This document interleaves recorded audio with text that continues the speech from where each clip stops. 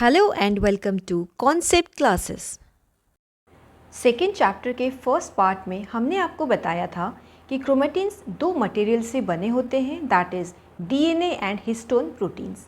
तो इस वीडियो में हम देखेंगे detail structure of DNA along with nucleotides, complementary base pairing and lastly हम देखेंगे जीन्स क्या होते हैं एंड प्रोटीन्स का फॉर्मेशन कैसे होता है। डीएनए बने होते हैं दो स्ट्रैंड से जो कि एक दूसरे पे कॉइल्ड होते हैं एंड एक डबल हेलिक्स स्ट्रक्चर फॉर्म करते हैं। जो अभी आप स्क्रीन पे देख रहे हो that is known as the double helical structure of DNA. DNA के डबल हेलिकल स्ट्रक्चर को डिस्कवर किया था साइंटिस्ट वॉटसन एंड क्रिक ने। तो डीएनए के स्ट्रक्चर को अच्छे से समझने के लिए हम डबल हेलिक्स में से एक स्ट्रैंड को सेपरेट कर लेते हैं एंड इस ट्विस्टेड स्ट्रैंड को अब हम स्ट्रेट कर लेते हैं, दैट इज़ अनट्विस्ट कर लेंगे। तो अब हम देख रहे हैं ओरिजिनल स्ट्रैंड के इस पोर्शन को।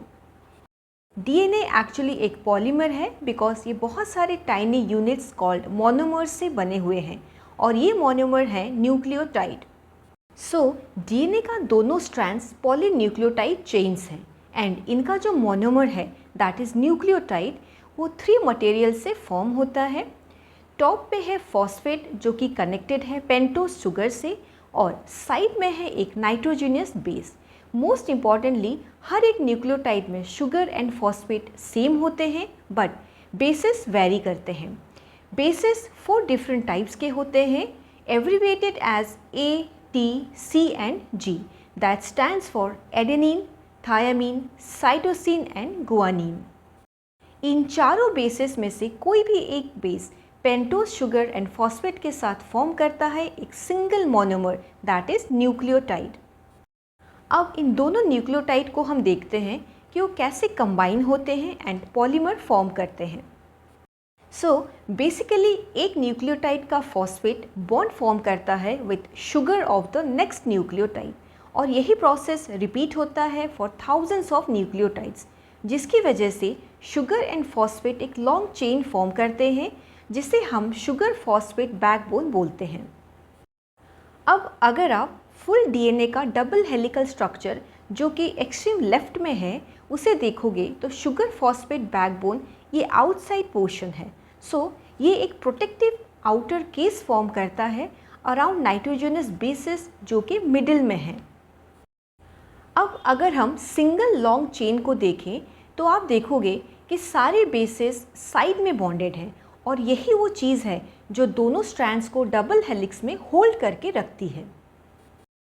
अगर हम एक सेकेंड स्ट्रैंड ऑफ डीएनए को यहाँ लाइन अप कर दें जिसकी फेसिंग फर्स्ट स्ट्रैंड के ऑपोजिट हो तो आप देख सकते हो कि बेसिस कैसे पेयर अप होते हैं एंड दोनों स्ट्रैंड्स को होल्ड करके रखते हैं। यहाँ पे इम्पॉर्टेंट पॉइंट ये है कि ओनली कॉम्प्लीमेंट्री बेसिस ही आपस में पेयर होते हैं। एडेनिन हमेशा पेयर होता है विथ थायमीन एंड साइटोसिन हमेशा पेयर होता है विथ गुआनिन। इसी कॉन्सेप्ट को ही हम बोलते हैं कॉम्प्लीमेंट्री बेस पेयरिंग। इन नाइट्रोजनस बेसिस के पेयरिंग सिंपल हाइड्रोजन बॉन्ड से होती है and most importantly adenine and thymine के बीच में जो हाइड्रोजन बॉन्ड होता है वो डबल बॉन्ड होता है, जबकि गुआनिन एंड साइटोसिन के बीच में ट्रिपल बॉन्ड फॉर्म होता है। तो अब हम एक स्ट्रैंड की कॉम्प्लीमेंट्री सीक्वेंस को देख लेते हैं।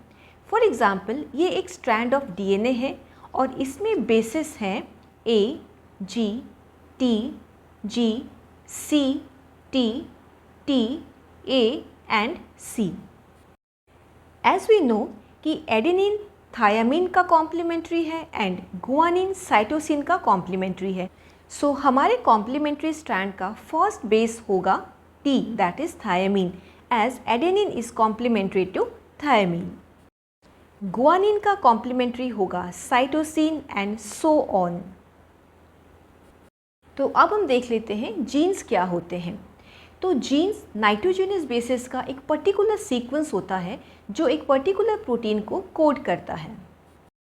3 कॉन्टिन्यूस बेसिस के एक ग्रुप को हम बोलते हैं ट्रिपलेट एंड एक ट्रिपलेट एक स्पेसिफिक अमीनो एसिड को कोड करता है। फॉर एग्जाम्पल AGT कोड करेगा एक पर्टिकुलर अमीनो एसिड को, GCT एक डिफरेंट अमीनो एसिड को कोड करेगा, TAC एक थर्ड अमीनो एसिड को कोड करेगा तो इन एमिनो एसिड्स के कोड से कैसे प्रोटीन की कोडिंग होती है, ये समझने के लिए हम एक लॉन्ग सीक्वेंस ऑफ बेसिस ले लेते हैं और स्टेप वाइज इस प्रोसेस को समझते हैं।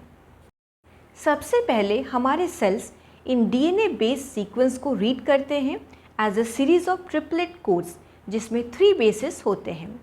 फिर वो सारे एमिनो एसिड्स को लेते हैं जो कि ईच ट्रिपलेट कोड करता है एंड सेम सीक्वेंस में उनको कंबाइन करता है। Lastly long chain of amino acids अपने आप को फोल्ड करते हैं एंड फॉर्म करते हैं एक प्रोटीन। प्रोटीन्स के बारे में एक इम्पॉर्टेंट चीज़ ये है कि हर एक टाइप का प्रोटीन एक different sequence of amino acid से बना हुआ होता है, इसीलिए हर एक टाइप के प्रोटीन का शेप भी यूनिक होता है, जिसकी वजह से डिफरेंट टाइप्स के प्रोटीन्स का फंक्शन भी डिफरेंट हो जाता है।